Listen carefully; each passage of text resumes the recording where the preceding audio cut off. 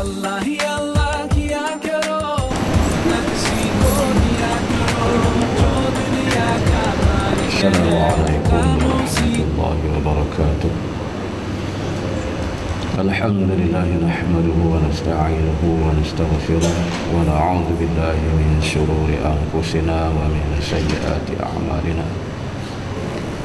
Asyhadu an la ilaha illallah wahdahu la syarika lah wa asyhadu anna sayyidana Muhammadan 'abduhu wa rasuluh. Rabbi shrah li sadri wa yassir li amri wahlul 'uqdatam min lisani yafqahu qawli. Subhanaka la 'ilma lana illa ma 'allamtana innaka antal 'alimul hakim. Wa la hawla wa la quwwata illa billahil 'aliyyil 'azim. Alhamdulillah, para jemaah muslimin muslimat yang dirahmati Allah sekalian, kita sambung dalam muka surat 346.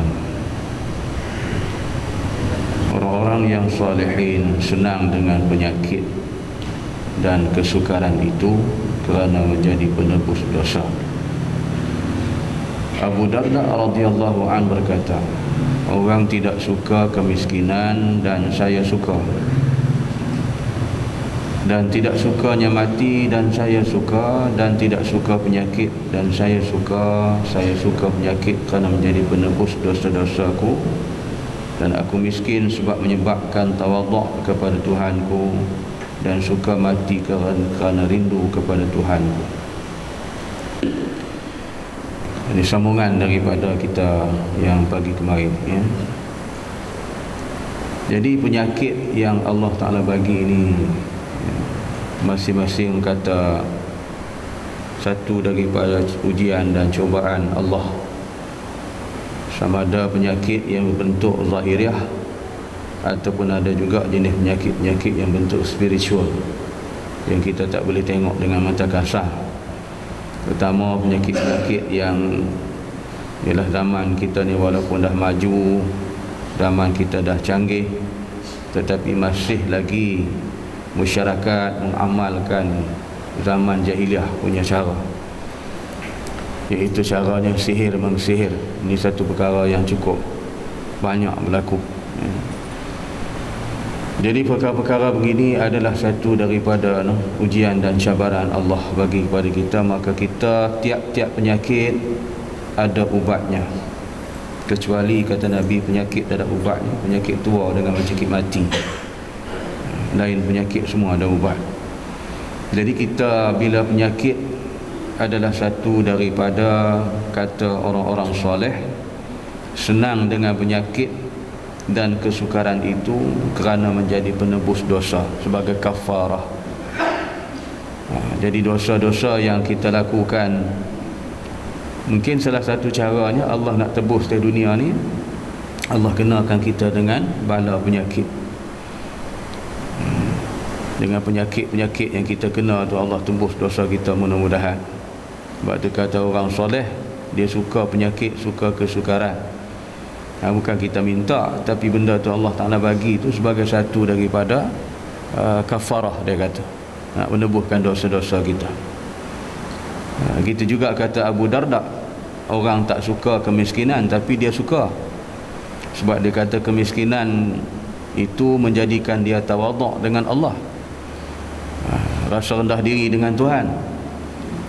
Jadi kalau kita duk senang lenang kaya ni, kita jadi sombong, jadi orang yang takabur kepada Allah, rasa hebat, rasa besar diri. Tapi bila kita miskin ni, kita rasa kita ni rendah, rasa rendah diri di hadapan Allah Subhanahu wa ta'ala. Sebab tu Abu Darda dia kata, aku sukakan kemiskinan. Orang tak sukakan mati, dia kata aku sukakan mati sebab rindu nak bertemu dengan Tuhan. Dan kita ni seboleh-bolehnya kena nak mati tu biar lama sikit pun tak apa, lambat pun tak apa, tak nak mati cepat. Dan mungkin juga di antara kita juga mengatakan bahawasanya mati ni takut bagi dia, boleh tak nak mati. Suka ke tak suka, takut ke tak takut, mati tetap mati. Tak boleh nak buat apa, benda tu kewajiban. Yang Tuhan yang maha hidup, dia yang maha berdiri dengan zatnya sendiri. Semua makhluk mati. termasuk para malaikat pun mati. Jadi kita tak boleh nak buat apa, nak cari apa penawar kaedah ubat apa pun tak boleh. Sebab tu Nabi kata tiap-tiap penyakit ada ubat, kecuali penyakit yang tak ada ubat ni penyakit tua dengan mati. Dan hari mana kita? Jadi sebab tu bila kematian itu bagi Abu Darda, dia kata aku suka oleh kerana rindu bertemu dengan Tuhan, rasa seronok bertemu dengan Allah Subhanahu wa taala. Jadi kita tak boleh takut, tak boleh rasa yang kita ni tak suka pada mati, sebab perkara tu wajib akan berlaku, sama ada cepat ataupun lambat, dan bila masa tarikh yang dikehendaki oleh Allah tidak diketahui. Itu yang kita kena terima lah. Jadi sebab itulah kita disuruh, diperintah oleh Allah supaya memperbanyakkan ibadat. Kemudian Nabi kita SAW juga memberikan contoh teladan, ditunjukkan dengan cara peribadatan, dibanyakkan buat ibadat-ibadat. Ini semua persediaan untuk kita nak menghadapi mati. Kalau kita ni rajin buat, maka keuntungannya akan diperolehi pada diri kita sendiri. Kalau kita pemalas nak buat, maka kita akan menghadapi kerugian pada diri kita sendiri. Kita boleh tengok kematian tu hari-hari berlaku. Yang berlaku depan mata kita, kadang-kadang berlaku pada jiran kita, adik-beradik kita, keluarga kita. Maka tu petanda yang kita pun akan sampai juga bila Allah Ta'ala tentukan tempat dan masa tidak kita ketahui. Berapa hari, bulan, hari apa, tahun berapa, Allah yang maha mengetahui. Itu semua dalam ilmullah dipanggil, dalam pengetahuan Allah. Jadi buatlah persiapan banyak-banyak, jangan duk buat jahat atas muka bumi ni. Habis-habis buat jahat-jahat ni Allah. Buatlah ibadat kepada Ta'ala banyak-banyak, persiapan untuk kita bertemu dengan Tuhan. Sebab itu satu daripada kata Abu Darda, aku rindu untuk bertemu dengan Allah. Dan dia kata tidak suka pada penyakit, tetapi kata Abu Darda, aku suka kepada penyakit jika Allah timpakan penyakit itu sebagai penebus dosa-dosa aku, sebagai kafarah. Jadi bukanlah kita nak minta macam mana, Allah Ta'ala bagi. Macam mana kita semalam dah sah bahawasanya bekas Menteri Besar Negeri Kedah terpaksa dipotong kedua-dua kaki bagi nak mengelak supaya kuman tu jangan merebak kepada anggota yang lain.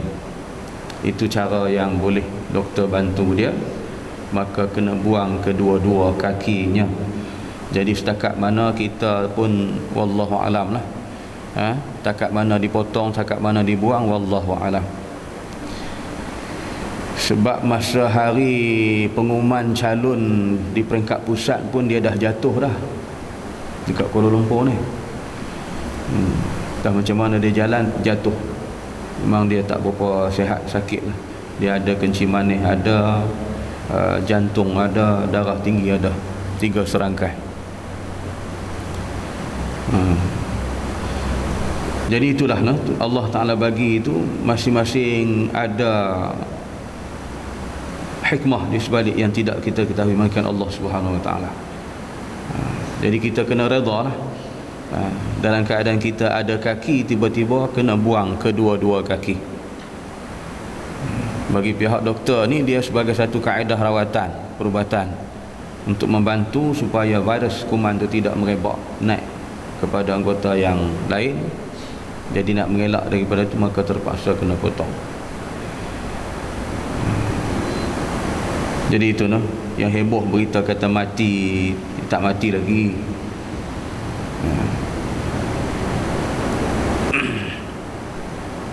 Dan begitu juga kata Abu Darda tadi ni, bila kita balik kepada dia, dia kata Allah tak nak tebuskan dosa-dosa dia, maka kenalah penyakit-penyakit tu. Dan sebab itu dia kata aku suka akan miskin sebab tawaduk kepada Tuhan, suka akan mati kerana rindu kepada Allah Subhanahu Wa Ta'ala.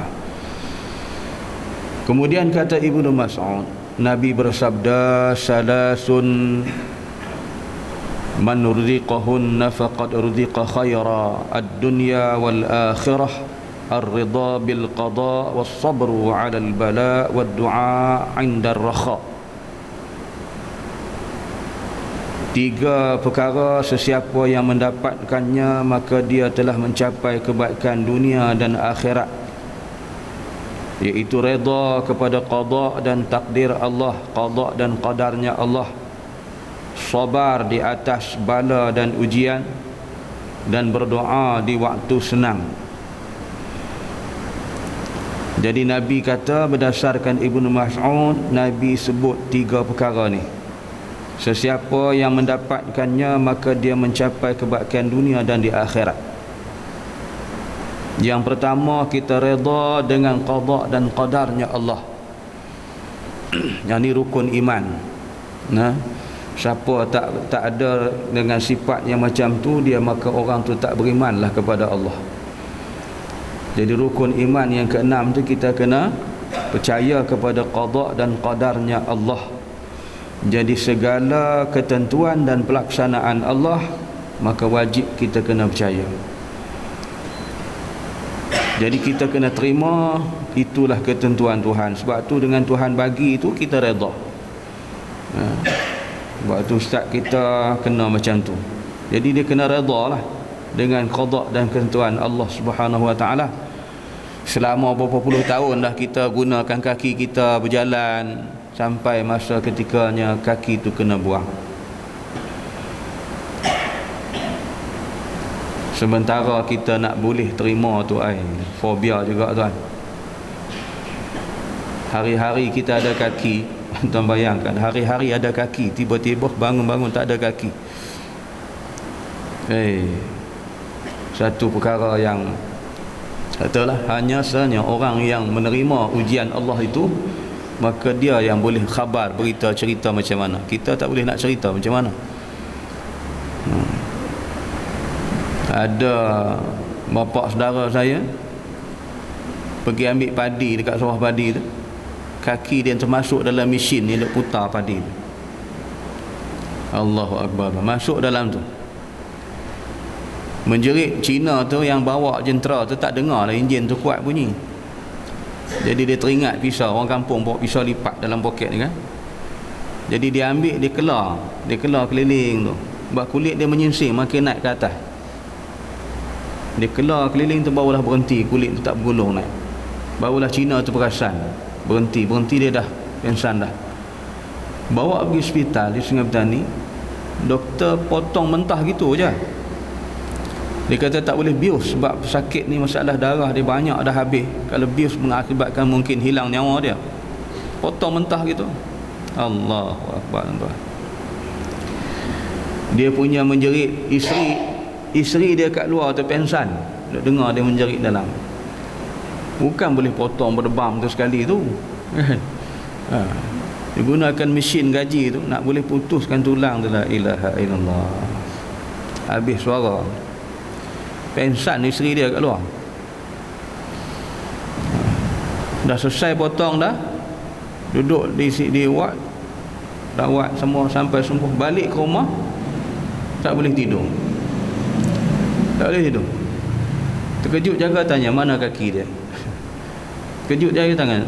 Biasa kita bukan ada sakit apa pun, tak ada kencing manis, tak ada apa, sebab masuk dalam mesin tu hancur tulang. Mesin tu diputar, mesin padi. Itulah tuan, kehendak qada dan qadar Allah. Sampai sekarang hilang, tak ada kaki sebelah. Yang hak jenis berpenyakit kencing manis tu tak apalah kan, kena potong. Hak ni yang tak ada sebab apa-apa, tiba-tiba berlaku sebab macam tu je, hilang sebelah kaki dia. Jadi kena redha dengan qadanya Allah, itu takdir Allah. Kemudian dia kata sabar di atas bala dan ujian Allah. Ya, bala dan ujian Allah dan segala musibah-musibah yang berlaku. Jadi sebab tu Allah Ta'ala suruh kita sebut kalimah inna lillahi wa inna ilaihi raji'un, yang bukan khusus untuk orang mati je, tetapi dalam menerima musibah-musibah daripada Allah, maka kita disuruh sebut dengan kalimah tarji', supaya mengembalikan balik kekuatan akidah kita kepada Allah, bahawasanya kita ni daripada Allah kita datang, kepada Allah kita kembali. Jadi bila kita sebut kalimah tu, satu ketenangan tu yang Allah ajar kita macam tu. Rasa tenang, rasa boleh kita redha dan kita boleh bersabar, semua tu di atas semua ketentuan Allah Ta'ala belaka. Dan yang ketiga, wa du'a 'inda ar-rakha, dia kata, dan berdoa di waktu kita senang. Ini lazimnya kita di waktu susah kita minta doa dekat Tuhan. Bila senang, habis. Nah, masa susah, ya Allah, sembahyang tak henti-henti, jemaah tak pernah putus, buah tasbih di tangan, zikir tak henti-henti. Bila Tuhan bagi kesenangan, tasbih ke mana, sembahyang ke mana dah. Dia lupa dah. Kalau dulu sembahyang ni tak menangis, sujud punya lama menangis kepada Allah Subhanahu Wa Taala. Tapi bila dah senang ni sujud macam patung mandi. Macam patung mandi, cecah bangkit dah. Sembahyang pun sunat ada dah, hak wajib pun lebih kurang ya. Pasal senang dah. Ni. Masa susah tu bukan main. Serupalah ada hamba Allah kita, dia kata dia doa selalu minta Allah bagilah dia senang sikit, mudah sikit. Dapat dia kata ni nak pergi masjid pun susah, dia kata kayuh basikal je, dapat beli motor, ada motor senang ke masjid. Dengan takdir Allah Ta'ala, Tuhan bagi sungguh makbul permintaan dia. Beli motor baru sebiji, sebulan dua pergilah masjid rajin. Masuk bulan ketiga jarang-jarang dah. Tanya ke mana? Ada hal saja. Tak nampak lama, ada hal. Semua orang ada hal. Lembu, kebau, kambing pun ada hal dengan Tuhan, tambah kita manusia. Lama-lama hilang tu masjid tak ada dah. Tak mari dah. Yang berjanji dengan Tuhan, minta ya Allah senanglah sikit, ada kemudahan, bagi kenderaan, dapat kenderaan, hilang. Tak mari terus dah.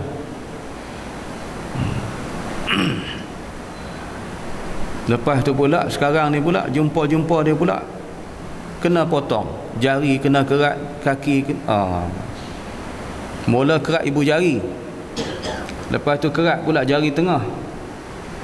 Saya kata kenapa? Dia kata kencing manis. Ni nak potong lagi belah kiri pula, habis lah jari tu. Potong sana potong ni habis. Langsung tak ke masjid lah. Tak. Alasan dia sakit. Gitu. Masa senang kita lupa, masa susah kita ingat Allah. Serupa yang Allah kisahkan di dalam surah Al-Baqarah, keadaan orang di lambung ombak dengan angin taufan yang kuat. Masa tu mereka berdoa kepada Allah, dia minta ya Rab, ya Rab, ya Allah, ya Allah, tolonglah selamatkan kami, ya Allah, peliharalah kami daripada gelombang ombak yang begitu kuat, ya Allah. Bila Allah redakan tu, mereka tidak beriman, tak juga melaksanakan apa yang Allah perintahkan kepada mereka. Inilah sifat manusia ni, mudah lupa. Jadi sebab tu kita mudah-mudahan tidak terjadi di kalangan orang demikian, masuk dalam kumpulan yang Nabi kata 3 perkara ni. Doa kita di waktu senang, susah pun kita doa, waktu senang pun kita doa, kita tak lupa kepada Allah. Maka barang siapa yang kata Nabi tadi 3 perkara ni ada kepadanya, maka mereka itu akan mendapat kebaikan di dunia dan juga di akhirat. InsyaAllah. Kemudian kata pula Abu Lais As-Samarqandi dengan sanadnya meriwayatkan daripada Abu Hurairah radhiyallahu anhu, jaa rajulun ila an-nabi sallallahu alaihi wasallam wa hum mustalqin faqala min ayyi shay'in tashtaki qala al-khamsu al-ju' fabaka rajulun thumma dhahaba ya'mal fastaqa li rajulin dilaa kulli dawa'in binamrah thumma jaa ila an-nabi sallallahu alaihi wasallam bi shay'in min at-tamri faqal ma araka fa'alta hadha illa wa anta tunajjini tatahubbini qala ay wallah inni la uhibbika qala in kunta sadiqan qa'idan al-bala jalbaban fa wallahu al-bala asra' ila man yuhibbini min as-sabil min a'la al-jabal ila al-hasi ila al-hadid. Seorang itu datang kepada Nabi yang sedang berbaring, maka ia bertanya, sakit apakah ya Rasulullah, apakah yang engkau rasakan? Jawab Nabi kata lapar. Maka menangislah orang itu lalu keluar untuk bekerja membantu orang yang menimba air dengan upahnya kurma. Kemudian dia kembali kepada tempat Nabi SAW untuk memberikan kurma itu. Maka Nabi SAW bersabda, Nabi kata kepadanya, saya rasa engkau tidak berbuat ini melainkan kerana engkau cinta kepada aku. Jawab orang itu, benar. Demi Allah saya cinta kepada kamu. Sabda Nabi SAW, jika engkau benar-benar cinta kepada aku, maka siapkan untuk menghadapi ujian bala itu. Baju yang tebal, sebab bala lebih cepat datangnya kepada orang yang cinta kepadaku, lebih daripada datangnya air bah dari atas bukit ke dalam jurang. Ini satu hadis yang diriwayatkan daripada Abu Hurairah radhiyallahu anhu, yang meriwayatkan hadis ini mengatakan, satu hari datanglah seorang laki-laki. Dia tengok Nabi duduk terbaring. Dia tanya, sakitkah ya Rasulullah? Nabi kata kepada dia, Nabi kata tak sakit, tetapi Nabi lapar, dalam keadaan lapar. Maka si hamba Allah ni tengok Nabi gitu, dia pun keluar daripada situ, pergi cari, buat kerja, ambil upah, tolong bantu orang mengangkat air. Maka diberilah upahnya beberapa tamar kurma.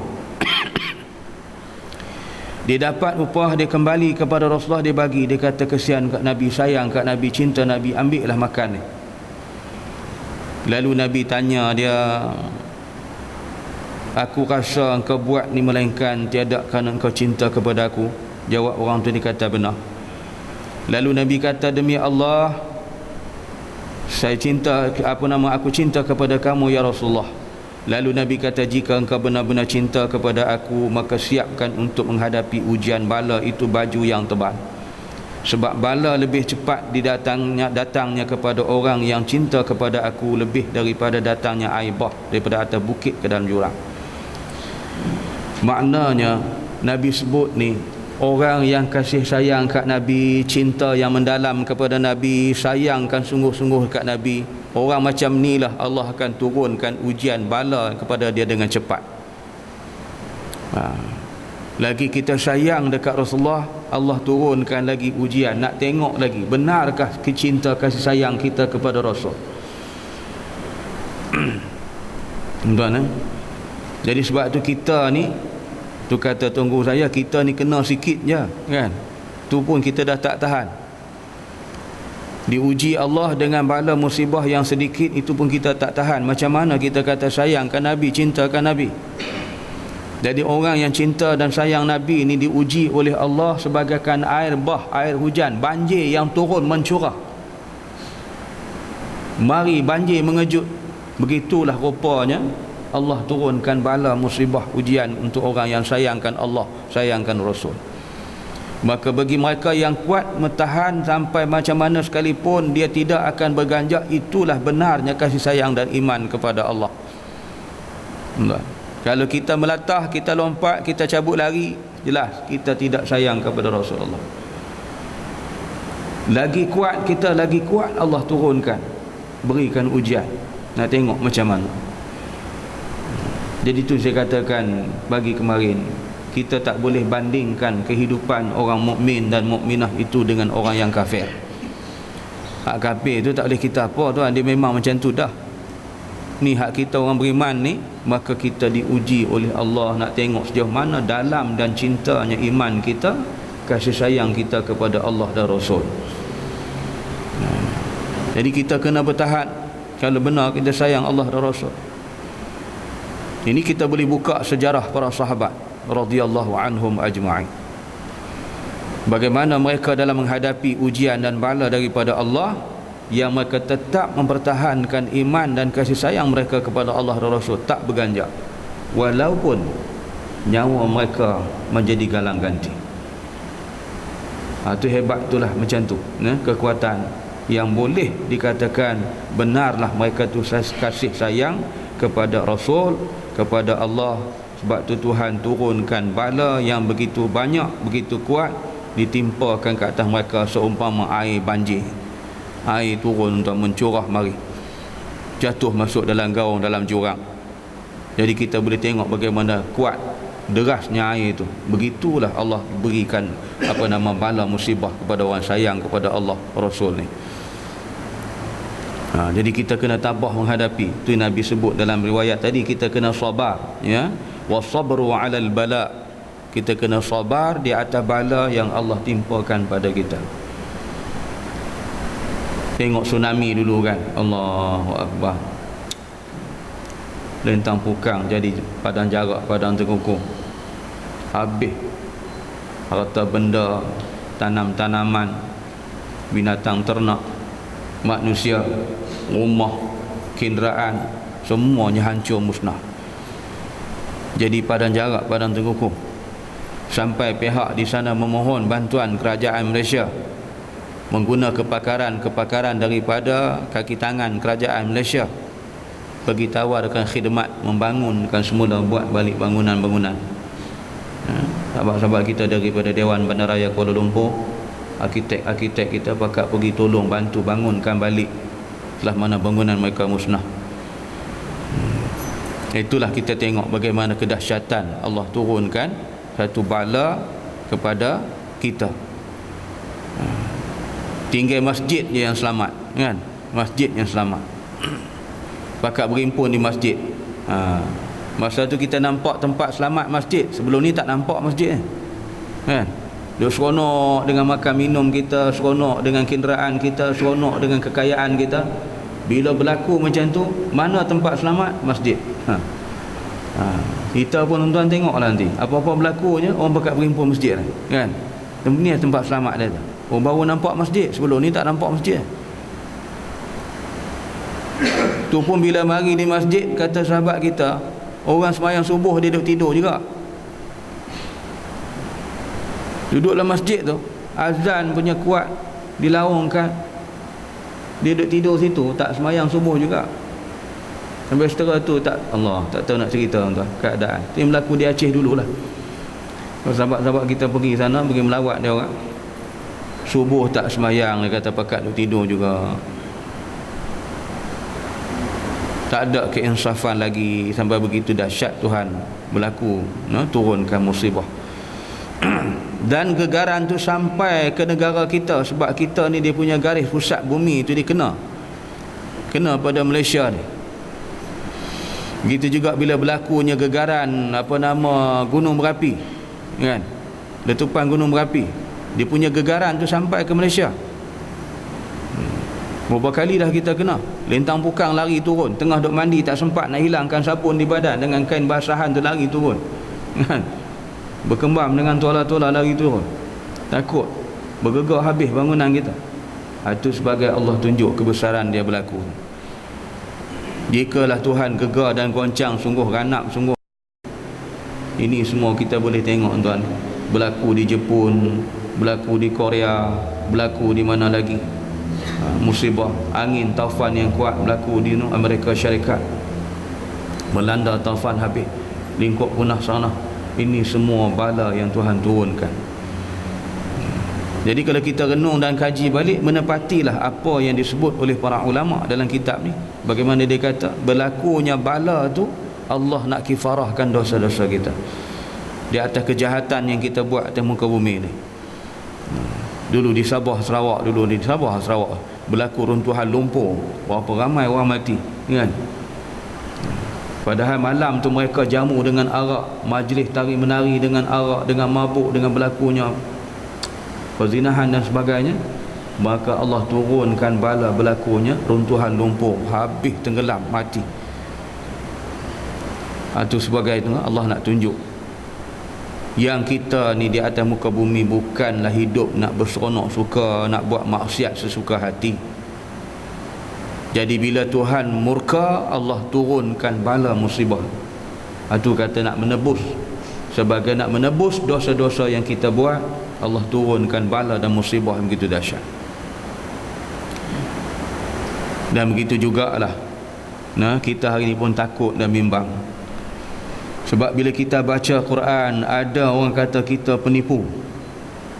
Saya kena hari Jumaat malam Sabtu sebelum pilihan raya. Kita pilihan raya hari Ahad, tak? Hari Jumaat malam Sabtu saya ceramah di Pekan Bujang, Merbuk. Malam tu kita baca Quran, dia kata penipu tu. Dia menjerit macam tu. Dahsyat tuan-tuan. Kalaulah yang cakap tu bangsa lain, Cina ke India, kita tak heran lah. Tapi dia mengaku dia Islam. Betul, minta maaf tuan. Siang tu pula sebelum tu ceramah di pasar malam. Pasar malam orang duk berniaga ni. Kita naik atas kereta, ceramah atas kereta, atas Toyota Hilux ni. Ceramah pasar malam. Ada di kalangan orang depan kedai tu, dia maki. Dia maki. Kita baca Quran, dia maki balik. Allahu Akbar. Itulah gambaran betapa teruknya masyarakat kita. Selama 5 hari saya duduk di Kedah, bercakap, beri penerangan, beri penjelasan, tapi dimaki hamun dan dikata kita pembohong, penipu. Dan begitu sekalilah keadaan. Apalah keadaan manusia yang macam mana yang kita lihat dalam mereka ni, terpengaruh dengan keadaan dunia, dengan harta benda dia sampai begitu sekali. Balik di rumah termenung kita tu, duk fikir, bukan kita rasa apa, rasa duk fikir orang tu macam mana lah sampai begitu sekali. Nah, jadi teringat bila saya kena macam tu, saya teringat masa tuan guru saya dulu macam tu di Lubuk Merbau. Dia baca Quran, maka dia kata penipu. Lepas tu dia teruskan ceramah dia pula, mereka bunyikan bunyi motor, pakat hidupkan enjin motor. Beramai-ramai dekat 2-30 biji motor, tapi suara masih kuat. Tuan guru masih teruskan ceramah. Tak tahan lagi dah mereka tu, buat macam-macam tak boleh, pecahkan botol, baling. Itu peristiwa berdarah di Lubuk Merbau yang terjadi mula tu. Baling kaca tu kena Tok Guru, sahabat-sahabat kita pun tak tahan, duduk di bawah. Tu yang berlaku bergaduh tu dulu di Lubuk Merbau. Jadi malam tu pula, sebelah tu dia, sebelah ni kita, kan? Kita pun tak tahu yang dia ceramah situ. Dia mula dulu, tapi kita pun dah tengah duk pasang, kita terus ceramah. Tapi gitu berlaku tuan-tuan. Allah tuan-tuan, mereka dia maki hamun, dia cerca macam-macam. Tapi kita tak berhenti, kita teruskan memberi penerangan, penjelasan kepada masyarakat tentang Islam, kewajiban kita dalam Islam, tuntutan dalam Islam. Kita tetap menjelaskan kepada mereka.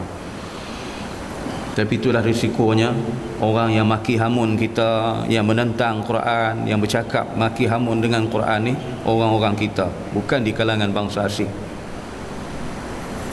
Dahsyat tuan-tuan, dahsyat sungguh. Itu pengalaman saya hadapi malam tu. Kemudian besok pula malam pun ceramah juga, diganggu lagi. Diganggu oleh anak-anak muda yang mereka ni bukan boleh mengundi pun, tak boleh mengundi, tapi diupah ganggu kita, buat kacau kita. Jadi kawalan keselamatan kita malam tu jaga kuat, ya. Duk tunggu juga apa tindakan dia orang menggunakan bahan-bahan apa, dia baling ke apa, kan. Jadi kita lantik pasukan keselamatan kita jaga, buat kawalan.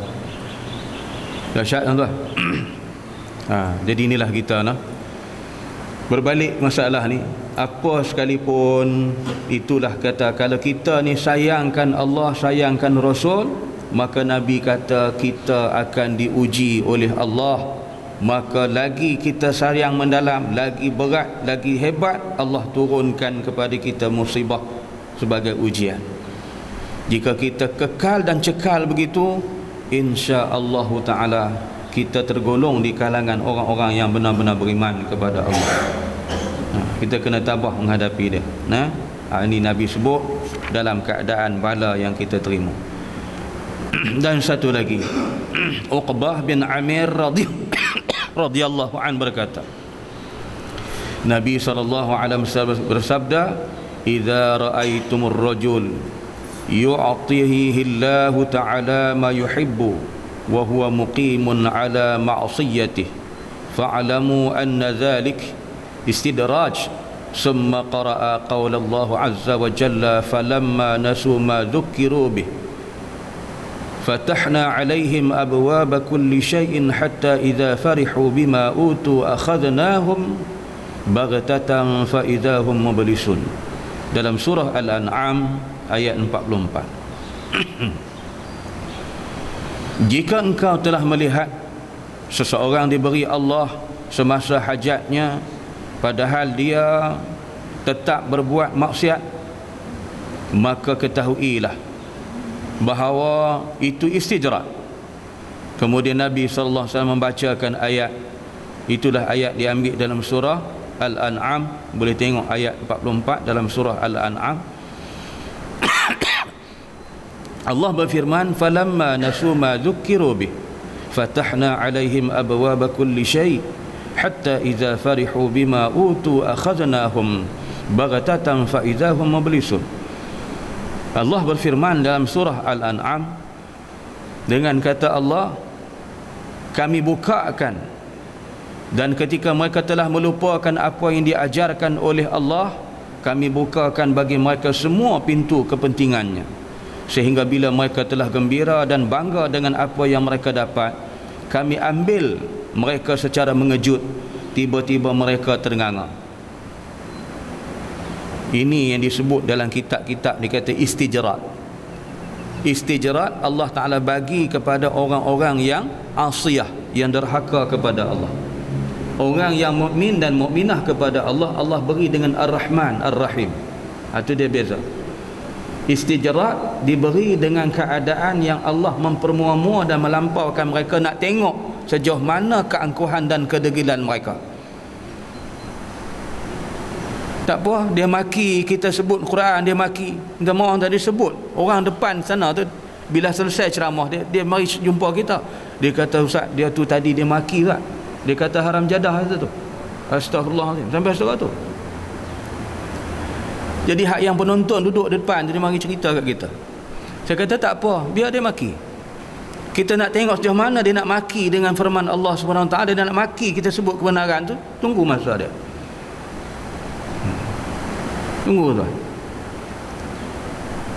Sebab tu Tuhan bagi kat dia. Dia kata tak ada apa pun, aku maki Tuhan, aku maki buat-buat tu tak ada apa pun. Aku maki tu alim ulama, aku maki tu guru, tak ada apa pun. Kau tunggu. Tunggu. Dia akan sampai masa dia. Tak usah sombonglah teman kaum ini tuan. Kalau kau tak kena pada sekarang, di saat kau nak mati besok. Dan saat kita nak mati besok, dan kita mati besok akan kena di alam kubur, di alam mahsyar. Kita nak ke mana? Tapi kawan-kawan kita ni pergi cari dia esok siang, cabut lari dia. Saya kata pergi cari dia, buat apa? Biar kat dia. Budak-budak ni tak tahan, budak-budak muda. Masa dia maki tu, esok pergi cari dia. Dia cikgu, mengajar sekolah. Pergi cari kat sekolah. MC. Ambil MC. Budak-budak muda ni gempak dia aja. Bukan buat apa pun. Dia kata kami kan nak pukul, nak gempaknya. Pergi cari kat sekolah, tanya pengetua, dia kata tak ada, cikgu cuti tu, MC, tak sihat. Amboi, kami geram sangat kita baca, kita beri keterangan saya maki tu. Astagfirullahaladzim. Sampai begitu sekali. Tapi ingat, benda-benda tu semua Tuhan akan ambil balik. Tu Tuhan kata diberi dengan istijrat. Anzalik istijrat summa qara qala Allah Ta'ala. Allah kata ingat, dan ketika mereka telah melupakan apa yang diajarkan oleh Allah, kami bukakan bagi mereka semua pintu kepentingannya. Allah bagi hidup senang, lenang, mewah, makan, minum, kaya raya, sihat sejahtera, tubuh badan semua sihat. Tunggu sampai peringkat kata Allah, kami akan ambil secara mengejut. Tuhan tarik mengejut.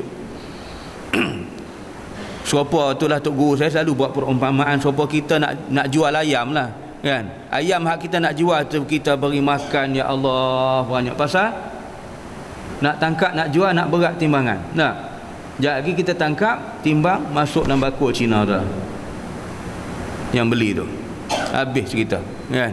Yang untung kita, Tuhan bagi mempermuakan dia, bagi nak tengok dia mana keangkuhan, kedegilan, kehebatan dia nak lawan Tuhan. Macam Firaun lah, lawan Allah, Allah bagi ke dia, bagi dia nak tengok sampai dia mengaku ana rabbukumul a'la, dan begitu sekali. Sebab tu kita hari ni pun ada di antara kita mendabik dada tu, dia kata tak ada apa pun. Dia kata aku geram sangat puas hati, aku maki Tok Guru tu. Dia tak lawan, dia tak kata apa. Tapi kita ingat Allah akan tarik kamu dengan mengejut. Kita yakin dengan firman Allah, tak percaya dengan Quran, kafir kita. Tunggu. Tuhan akan tarik, Tuhan ambil balik dengan cara mengejut. Masa tu tengah-nganga dia. Nak pula Tuhan tarik pula, Allah bagi kita dia. Herot mulut dia kan. Boleh jadi dengan kehendak Allah. Allah tarik kat dia pula, hilang kaki tangan dia ke, tak boleh bergerak sebelah, boleh jadi kehendak Allah. Itu segala-galanya. Nah, innallaha ala kulli syai'in qadir. Jadi sebab tu kita hendaklah ambil perhatian dalam bab ni. Maka kita ingat kehidupan bagi orang-orang yang asiyah, yang menentang Allah, Nabi kata itu semua dengan istijrat. Tetapi istijrat Tuhan bagi dengan kemurkaan, dengan rasa murkanya Allah. Tuhan tunggu akan tarik balik. Maka bila Tuhan tarik balik dengan keadaan mengejut, masa itulah kita terasa nanti, baru tahu. Tu kalau hak nak berasa lah. Kalau hak tak berasa tu wallahu a'lam. Ya.